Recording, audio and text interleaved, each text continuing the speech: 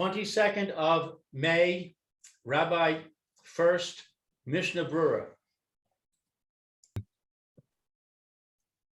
Okay. I'm watching the youngest one Okay. who's not feeling well. So I may have to put myself on mute. As a matter of fact, I think I'll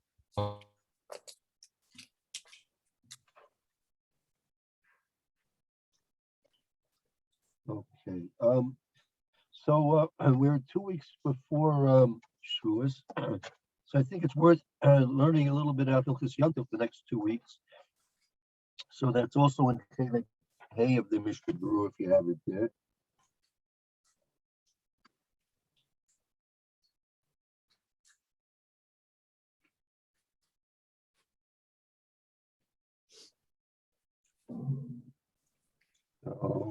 I'll recommend that we start in Tuf Tzadi Hey. You see, Hilchos Yom Tov, Tuf Tzadi Hey.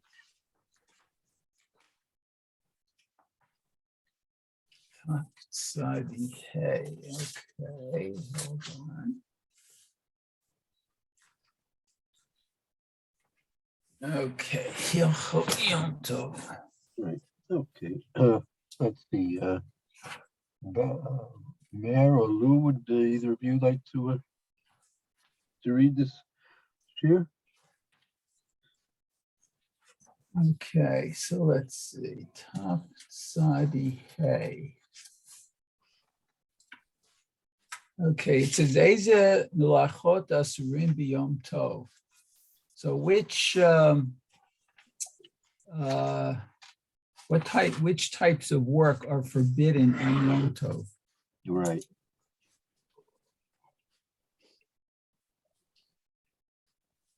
Okay, let's see. Kol melacha asura b'Shabbat, asura b'Yom Tov. So all work that is forbidden on Shabbat is forbidden on Yom Tov. Chutz mimlechet ochel nefesh, with the exception of preparing food, or Yeah, the food preparation. Food preparation. Okay. V'chutz v'hotza'ah v'habara. And hotza'ah is carrying, and also with the exception of carrying, and also burning. Habara, I guess. Right. Okay. Very good. 1 second, I got something in my eye. Okay.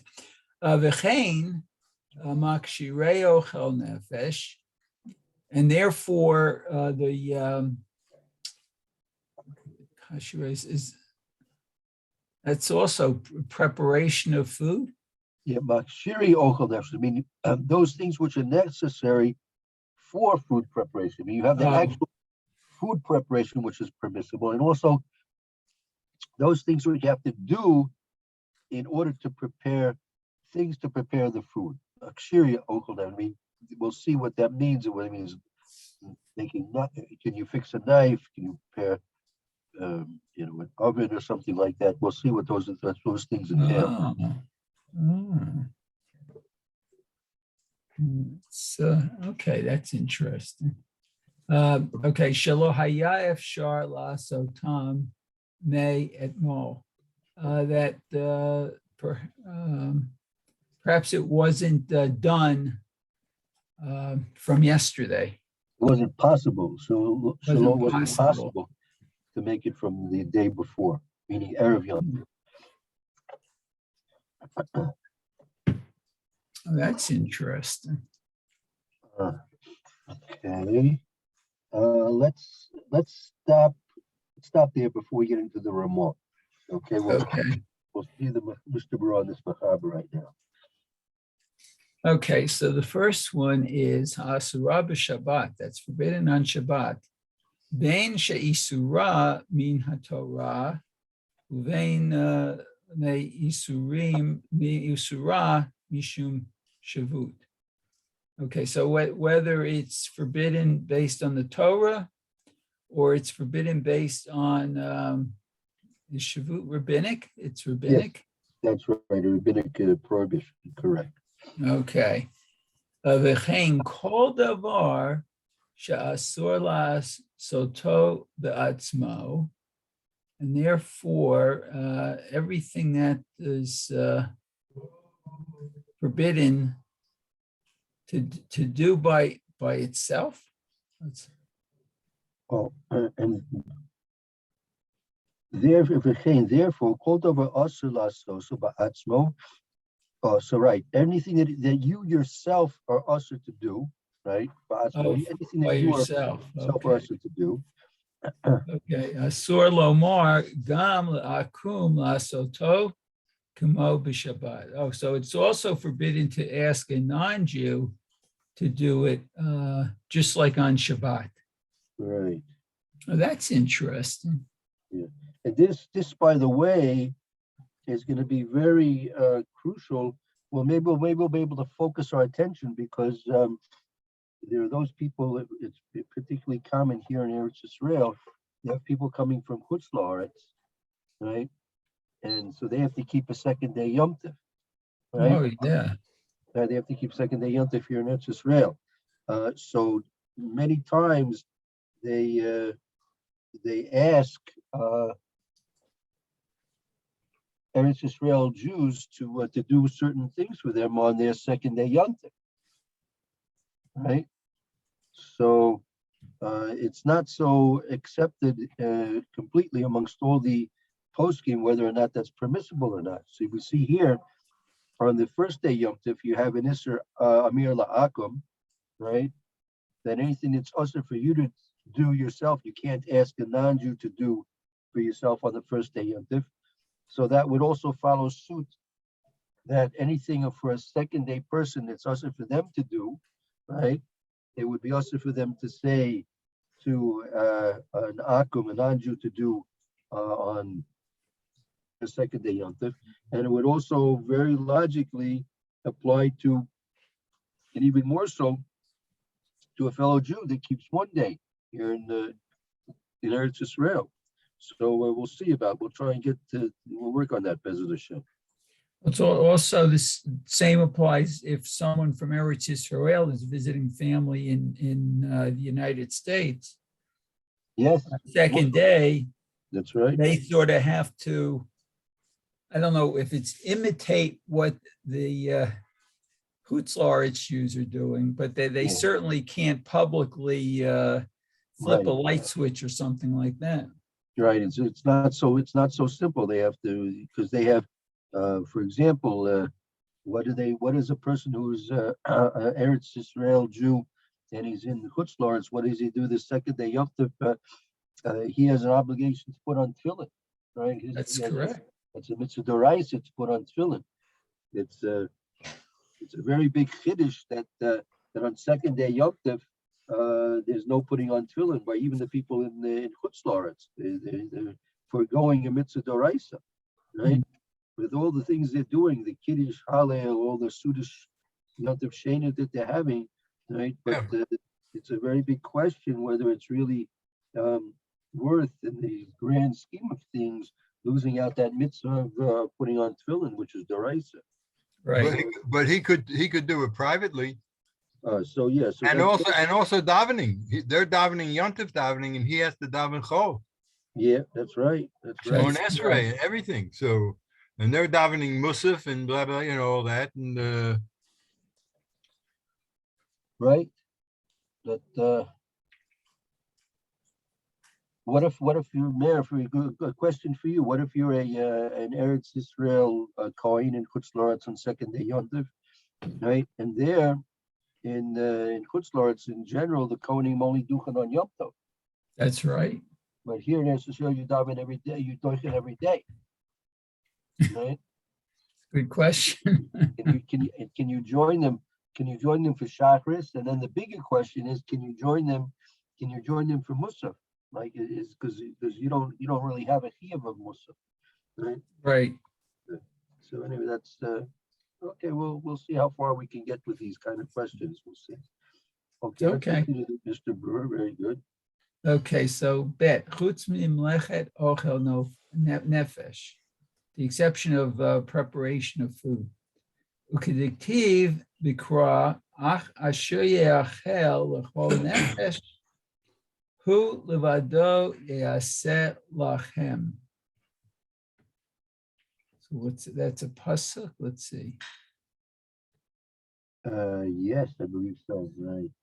You don't see the reference though. Right. Kutzman Malachas Ochel Nefesh that exceeds the cross. It says in the pasuk, quote this quote, Asher Yochel L'chol Nefesh. Unquote. I think that's an unquote. L'chol Nefesh. Hu Levado Yaseh Lechem. And the question is, Hu Levado Yaseh Lechem. Is that a quote from the pasuk?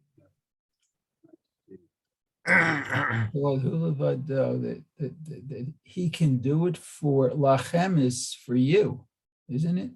Right. I mean, it has to be for you. The food that you're cooking has to be for you. Oh, so that's interesting. In what way? Go ahead. Well, hold it. If I'm cooking food for myself, let's say, would a Chutz La'aretz Jew be able to eat it as long as I eat some of it?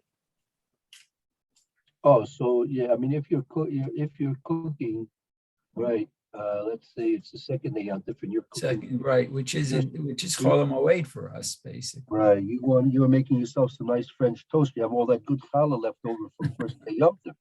Right. So Barry, what do you do with the leftover challah? You make French toast, right? Yeah, good. Yes. Good. Gotta break the kids in when they're early. Gotta know what to do with the leftover challah. Exactly. As long as it's not fleshik, you have to be careful the challah is not fleshik. Oh, yeah. So that's another question. So here he is cooking his French toasts, and all he really needs is 3 slices, right? He's not going to eat more than 3 slices of French toast, are you, Barry? 3 slices will be enough for you, right? Well, for starters, Yeah. and here come the all of a sudden all the little kids and then the teenagers also come around and say they smell this. Here you are, because you can cook, right? You can cook on Yom Tov Sheni, right? The Chutz La'aretz Yidden can cook on Yom Tov Sheni, right? It's true. And so, yeah, what's the problem? They can cook, so you're cooking too. So so the question is, can they ask you, since they can cook, right? Since they can cook, so then it's something which is really mutter for them to do, right? Right. So then it shouldn't really be a problem. Technically, it shouldn't be a problem. That even if they can say specifically, Uncle Barry, can you cook me? Let's cut up all this challah and make it such a good recipe out of this challah. Let's give it to everybody. right. Hmm. Good question. Okay, so yeah, that's it. But what would be the problem if someone from Eretz Israel is in America and on the second day they want to cook, they're cooking. You're not asking them to do anything different than they're allowed. Right. So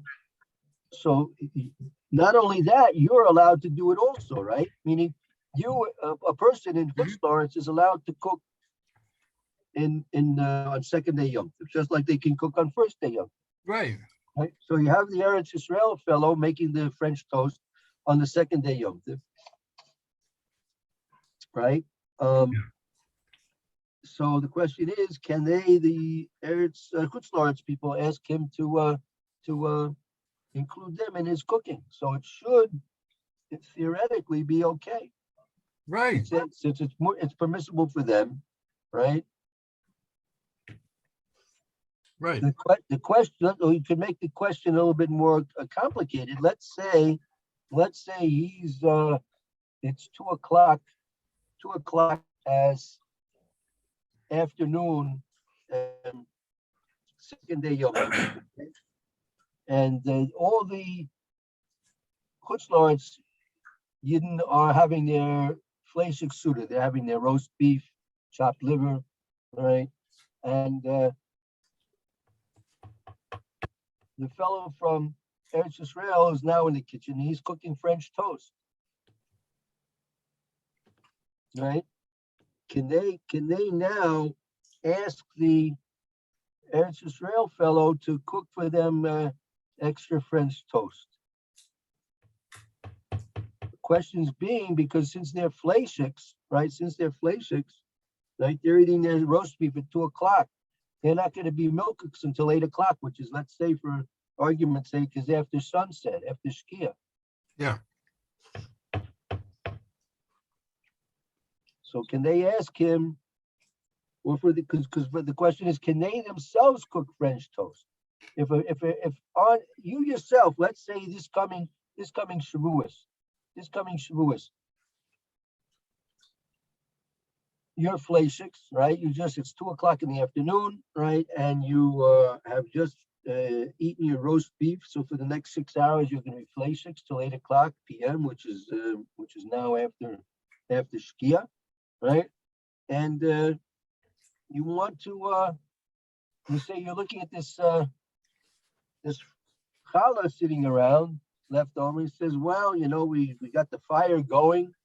All we have to add is some butter to the milky frying pan and soak this challah in some milk and some scrambled eggs in there, mix it up, add a little sugar there, a little vanilla, right? Let it soak it up nice there, and then put it in that and let it fry up.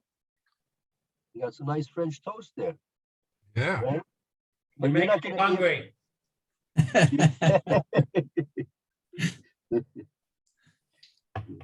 What? So the question is, what is it permissible for you, a fleishik Yom Tov person, whether you're in Chutz La'aretz or not in Chutz La'aretz, Eretz Yisrael, not in Chutz Eretz Yisrael, wherever you are, if you're a fleishik person, can you on Yom Tov cook something which is milkies? Well, Something the problem is that it sounds like more like you're cooking on Yontif for after Yontif. That's more of a problem than cooking that's a question of chachana, right? That's exactly right. That's chachana, right? Yeah. On the other hand, let's say you have children, right? Let's say you have children, and the children don't have to wait 6 hours. They just finished their roast beef now, like everybody else, and they're young kids, 5, 6 years old, and they're going to be hungry around 7 o'clock in the evening, and it'll be a good snack for them to eat, this leftover challah. So let's put that challah to good use. Make it French toast right now, and so if you have children that technically can eat before 6 hours is up, so it should be theoretically permissible for you to cook for them. But if you're dealing with just adults that have to give 6 hours, and no one's going to be able to get any ochel nefesh food usage from that food that you're cooking because you're fleishiks and it's milkiks, apparently it should be forbidden for you to do that. So we'll have to see, right? We'll have to see. We'll try, and as we go through the halakhas, we'll try and focus more on some of these questions as we go through these halakhas as much time as we have the next couple of weeks. And it's all based on that pasuk. That's the Mishna Berura in Sivkot and Beis. Diksiv Bikra Ach Asher Yochol L'Chol Nefesh Hu Lavado Yaseh Lechem. That Hu Lavado Yaseh Lechem, right? And that's also that whole statement of the Mishna Berura is the pasuk. That pasuk, if you want to know, is found in Shmos. If you want to write it down, that's found in Shmos, Perik Yud Beis and Pasuk Tes Zion. That's going all the way back to Mitzrayim, right? All the way back to Mitzrayim.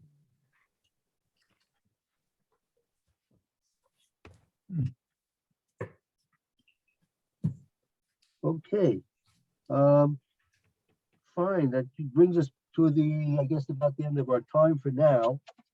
So let's take a break till tomorrow, Mitzvah Shem, and we'll continue. Thank you, Rabbi. Thank Okay. you. Bezer Hashem, Mayor, have a good day. Barry, have a good Hey, day. you All too, of you as Rabbi. well. Have a good Everybody week, enjoy their day too. and keep learning well, and we'll hope to see you all tomorrow morning. Amen. Okay. Be well.